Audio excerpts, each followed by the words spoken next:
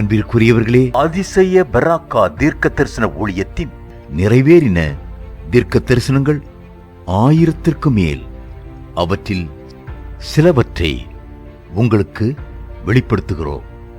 2023 July 22, December 2 ஆகிய தேதிகளில் சென்னையில் எங்கு பார்த்தாலும் இருள் சூழ்ந்து கொள்ளும் என்றும் ஆவியானவர் வெளிப்படுத்தின வண்ணமாக மழையின் காரணமாக சென்னை முழுவதும் மின்சாரம் துண்டிக்கப்பட்டு தடை செய்யப்பட்டு நிறுத்தி வைக்கப்பட்டது. இன்று அதை கண்கூடாக காண்கிறது. ஆவியானவர் தீர்க்கதரிசியாகிய தமது ஊழியக்காரனை கொண்டு சொன்ன வார்த்தைகள் நிறைவேறி இருக்கிறதை காண்கிறோமே.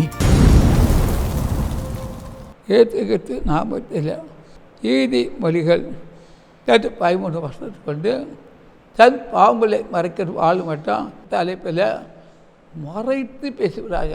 அக்னி அப்சர்கள் அந்நிய பாச இறப்பி பிஸ்காபா சங்கரபாதி கரசியா அந்த ஒரே தொகுத்தரம் தன் பாவங்களை மறைக்கிறவன் அடைய மாட்டான். அறிக்கை இறக்கப்படுவான். பாவம் செய்கிற 7 ஒரு மனிதன் கூட வாழ்ந்ததாக வேதம் சொல்லவில்லை. அந்த வாழ்ந்து முறிந்து போகிறது. எந்த பாவத்துக்கு மகன் மகள் அடிமைப்பட்டாலும் அவர்கள் நிச்சயமாக வாழ்வதே இல்லை. அந்த ஆத்மா அழிந்து போகிறதாய் இருக்கிறது.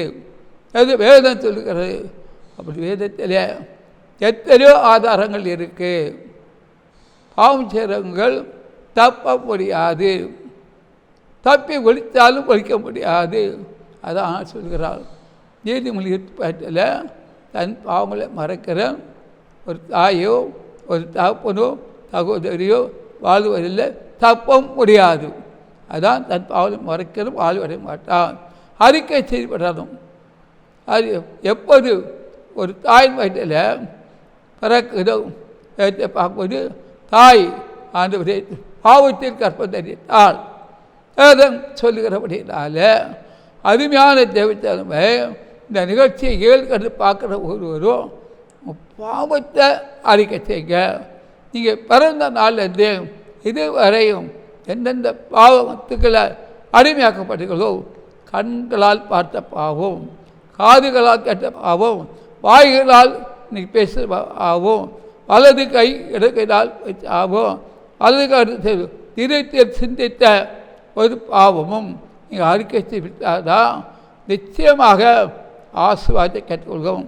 2 நாளாகும் 7வது அதிகாரம் 14வது வசனத்திலே என் நாமம் தரிக்கப்பட்ட ஜனங்கள் ஆழ்த்தி ஜெபம் பண்ணி என் முகத்தை தேடி தங்கள் பொல்லாத வழியோடு தெரிவித்தால் பலவற்றையும் கேட்டு பாவத்தை மன்னித்து தேசத்தை சேமத்தை கொடுப்பேன். இந்த ஸ்தலத்திலே செய்யப்பட்ட ஜெபத்திற்கு நிறைந்தகளும் அது என்று சொல்கிறது. அருமையான சேவைத்தனமே கண்டத்திலிருந்தும் ஒரு வீடுகளிலிருந்தும் கிராமத்திலிருந்தும் நகரத்திலிருந்தும் மாவட்டத்திலும் பார்த்து கொண்டிருக்கிறீங்க. எந்தெந்த பாவத்தை நீங்கள் பிடிக்கப்பட்டு காட்டப்பட்டாலும் அறிக்கை செய்யுங்கள், அறிக்கை செய்யுங்கள், அறிக்கை செய்யுங்கள், அறிக்கை செய்யுங்கள், அறிக்கை செய்கிறது ஆசீர்வாதத்தை கேட்டுக்கொள்ளுங்கள். பாவம் இருக்க வரையில் ஒரு மகனுக்கு படிக்க வராது, மகளுக்கு படிக்க வராது, மகனுக்கு திருமணம் நடக்காது, மகளுக்கு திருமணம் நடக்காது, ஒரு குடும்பத்துக்கு குழந்தை பிறக்காது. பாவம் அப்படி அவங்களுக்கு வரக்கூடிய ஆசீர்வாதத்தை அடைச்சி வச்சிருக்கோம் என்பதை அறியாமல் இருக்க முடியாது. பூதபக்கரபா சங்கரபதியா அதான் சொல்கிறார். ஆலி வயதில் சிசுகிற நினை, ஆலி வயது வாயை எந்த இச்சைக்கும் அடிமையாகாதே என்று கர்த்தர் சொல்கிறார். வசனத்தை பார்க்கும்போது ஆதியாகமம் 39வது அதிகாரம் 9வது வசனத்திலே இந்த வீட்டிலே என்னிலும் பெரியவன் இல்லை, வீட்டு பெரியவன் இல்லை, நீ அவருடைய மனைவியாக இருக்கிறபடியா உன்னை தவிர வேறு ஒன்றையும் எனக்கு விலைக்கு வைக்கவில்லை. இப்படி இருக்க நான் இத்தனை பெரிய லாங்கு கடன் பட்டு தேனுபுறமாக பாவம் செய்வது என்று யோசிப்பு சொல்கிறான். அருமையான தேவதை பாதுடைய மனைவி பாவம் செய்யும்படி அழைக்கிறாள்.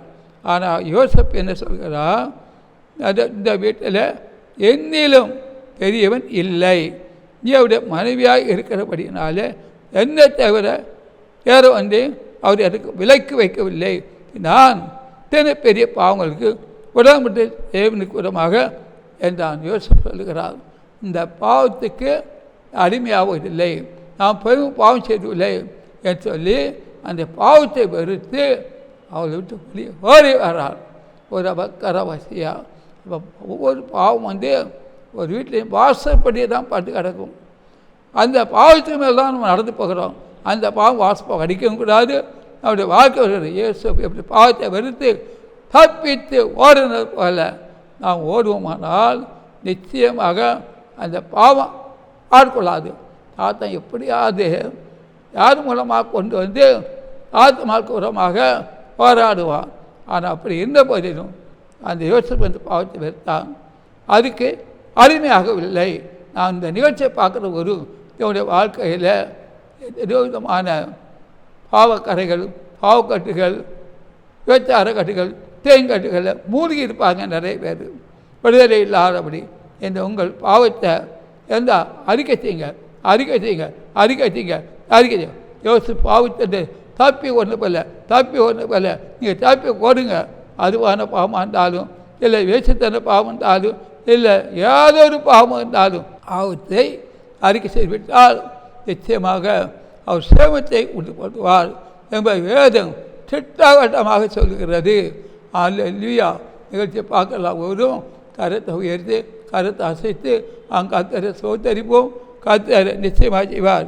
என்னாகும் 21:7 ஆண்டவரை வார்த்தை சொல்கிறது. அதனால் ஜனங்கள் மோசேயின் எடுத்து போய் நாங்கள் கர்த்தருக்கும் உமக்கு விரோதமாக பேசினால் பாவம் செய்தோம், சர்ப்பங்கள் எங்களை விட்டு நீங்கும்படி கர்த்தரை நோக்கி விண்ணப்பம் பண்ண வேண்டும் என்றார்கள். மோசே ஜனங்களுக்காக விண்ணப்பம். ஆனால் ஜனங்கள் மோசம் எடுத்து போய் கர்த்தருக்கும் விரோதமாக பேசினால் பாவம் செய்தோம், சர்ப்பங்கள் எங்களை விட்டு நீங்கும்படி தெரிய நோக்கி விண்ணப்பம் பண்ண வேண்டும் என்றார்கள். மோசே ஜனங்களுக்காக விண்ணப்பம் பண்ணினான். பாருங்க, அருமையான தேவைத்தன்மை.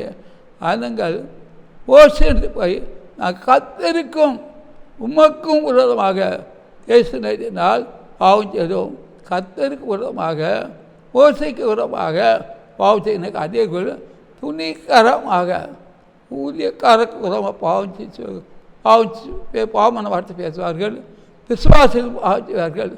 நான் எங்கே பார்க்கும்போது அதே நான் ஜனங்கள் மோசை எடுத்து போய் கர்த்தருக்கும் விரோதமாய் கர்த்தருக்கும் உமக்கு விரோதமாக பேசினால் பாவம் செய்தோம், சர்ப்பங்கள் எங்களை விட்டு நீங்கவும் படி அதை நோக்கி விண்ணப்பம் பண்ண வேண்டும் என்றார்கள். மோசே ஜனங்கள் விண்ணப்பம் பண்ணினார். அப்படி என்றால் பாவம் செய்வதற்காக நான் திறப்பின் வாசல் என்று ஜெபிக்க வேண்டும். பாவத்தின் சம்பளம் நாம் என்பதை அறியாமல் இருக்கக்கூடாது. உதபக்கரபா சங்கரபாதி கத்தியா என்றால் சில சகோசர்கள் பின்மாற்ற போவார்கள். உலகத்தில் உள்ள இச்சைக்காக, பாவத்துக்காக, வேஷத்தனத்துக்காக என்றால் பின்மாற்ற போவார். அப்படிப்பட்டவங்கள திருப்பது கஷ்டம்தான். ஆனாலும் நாம் திருப்பிக்கும்போது அவளும் திருப்பார் என்று அறிய வேண்டும். கத்துடைய பரிசுத்தமாக எடுத்து பார்ப்பது மார்க்கு 1:5 பார்ப்பது, அப்போது யூதேயா தேசத்தார் அனைவரும் எருசலேம் நகரத்தார் யாவரும் அவ்விடத்திற்கு போய் தங்கள் பாவங்களை அறிக்கையிட்டு யோர்தான் நதியிலே ஞானஸ்தானம் பெற்றார்களாம். மனம் திரும்பல் பல ராஜ்யம் சமீபம் என்று ஆண்டவர் சொன்னார். மனம் திரும்பின அனுபவம் ஒவ்வொருவரும் மனம் திரும்ப வேண்டும். ஆண்டு ஏசப்பா சொன்னார், மனம் திரும்பல் ராஜ் சமீபம். அதே போல் யூதேயா தேசத்து அனைவரும் எருசலேம் நகரத்தார் யாவரும் அவனிடத்துக்கு போய் தங்கள் பாவங்களை அறிக்கையிட்டு யோர்தான் நதியில் அவனால் ஞானஸ்தானம் பெற்றார்கள் என்றால் இன்றைக்கி அதே ஞானஸ்தானம் வருகிறார்களாம் என்றால் அவங்களுக்கு எந்த சிறிய வயது முதல் பாவம் வெப்பம் உருவானது, எந்த சூழ்நிலையில் எந்த சந்தர்ப்பத்தில் பாவம் தந்து உணர்ந்து பார்த்து அதன் திரும்பி ஞானஸ்தானம் பெற்றுக்கொள்ளும். அதுதான் இப்போ தான் அந்த பாவம் கட்டாவதுக்கப்படும். அது இப்போ இந்த நிகழ்ச்சியை பார்க்குறவர்களுக்காக நான் ஜெபிக்க போகிறேன். 35 வாயை உங்களால் திறப்பேன். உலக தோட்டம் முதல் அறை போல வெளிக்கடத்த வேண்டிய தீர்க்கத்தை உரைக்கு நடந்தது. அந்த தரம் 81 எழுத்துக்களை கொண்டு ஆவியானது நீர் பேசுவதாக ஒரு அபக்கரவா சங்கரவதியா தூதுகள் நிறைய வருது. அதிகமான தூது வருகிறது, ஒரு குறைவு இருக்காது. நிறைவான வரும்போது பழுது போகும். எல்லா ஆசீர்வாதத்தையும் தரப்போகிறேன், தந்து விட்டு கொடுத்து விட்டு வாங்கிவிட்டிருக்கிறது. யாரும் கலங்க வேண்டாம், யாரும் பயப்பட வேண்டாம், யாரும் திகிலடைய வேண்டாம். நிச்சயமாக முடிவு உண்டு. நம்பிக்கை என்பது அந்த கதவுகள் திறக்க வேண்டுமோ அனைத்து கதவும் திறப்பேன், விருதுகளும் தருவேன், ஆசீர்வாதம் தருவேன், அற்புதம் தருவேன். ஒரு குறைவு இருக்காது, தரவாயிருப்பீங்கள். ஒரு மாதத்துக்குள்ள ஒரு எந்தெந்த அற்புதம் செய்யணுமோ அந்தந்த அற்புதம் செய்வேன். ஒரு இடம் விட்டு இடம் போனவர்களுக்கெல்லாம் கொஞ்சம் கஷ்டம் இருக்குது, ஆண்டு காட்டுகிறார்.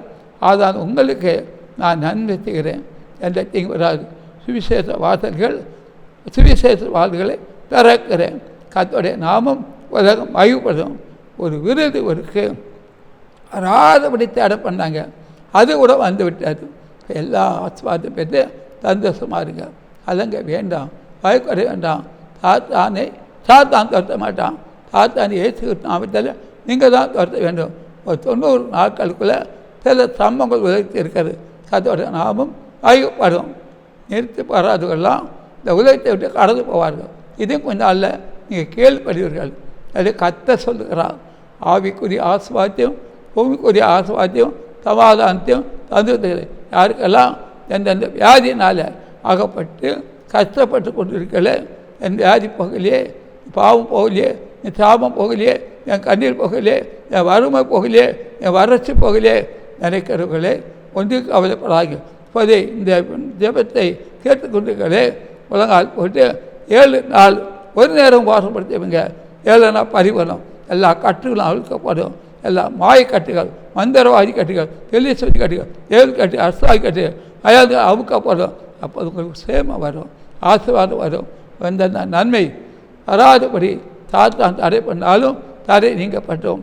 இயேசு ரத்தம் ஆய்ந்து கொண்டே இருக்கிறது. சிறப்பாது அது அதனுடைய அவிஸ்வாசத்தினால கட்டப்பட்டிருக்காங்க. ஏந்தா இயேசு செய்வார் நம்பிக்கை இல்லை, செய்ய மாட்டார் தான் நம்பிக்கிறாங்க. அது அவிஸ்வாசம் கட்டு. தாத்தா உள்ளத்தில் புகுந்து இயேசுவை விசுவாசிக்காதபடி இயேசுபடி ஆஸ்பத்திரிக்குள்ளாவது தாத்தா அவிசுவாசம் கொண்டுகிறார். அதை நம்பாதுங்க. ஒரு விருது ஒரு வீட்டுக்கு வருகிறது, நல்ல வருது. இந்த இடத்த நகைத்து பார்க்கும்போது தேவன் ஒரு தூதனை அனுப்பி இதுவரை பெற்றுக்கொள்ளாத அனைத்து நன்மையும் அனைத்து ஆசும் தந்து ஒரு வாலாக்கம் தலையாக்கிறார், கீழாக்கம் தலையாக்கிறார். 8 நாட்களுக்குள்ளே ஒரு வீட்டில் ஒரு மகனுக்கு அற்புதம் நடக்கிறது. அதுக்கு அடுத்து ஒரு மகளிர் திருமணம் ஆகி கற்பவதி ஆகலை, குழந்தை பிறக்கலை. அந்த மகளுக்கு அற்புதம் இருக்கிறது. ஒரு வீடு கட்ட நினைக்கிறாங்க. ஏற்ற வந்து வீட்டை காட்டுகிறார். ஒரு வெளியூருக்கு போய் ஒரு அற்புதத்தை காணும் நினைக்கிறாங்க. அதை காண்பார்கள். அதோடைய சித்தம் நிறைவேறும். என் கிருபை போதும், சத்துருக்குள்ளே தொடாது, கிரம் தொடாது, எந்த கஷ்டம் வராது. இந்த நிகழ்ச்சியை பார்க்குறவரும் இந்த தொலைக்காட்சி நிகழ்ச்சி ஊழியத்துக்காக அதிசய பெற கொடுத்தீர்கள். ஆரத்தோடு செய்வீங்க. கர்த்தர் தனித்தனியாக ஆசீர்வதிப்பாராக. ஆமேன், ஆமேன். அதிசய பெராக்கா தீர்க்க தரிசன ஊழியத்தின் 2024 புது வருட தீர்க்க தரிசன செய்தி. நாள் 1/1/2024 திங்கட்கிழமை காலை 10:30 மணி முதல் பிற்பகல் 2 மணி வரை.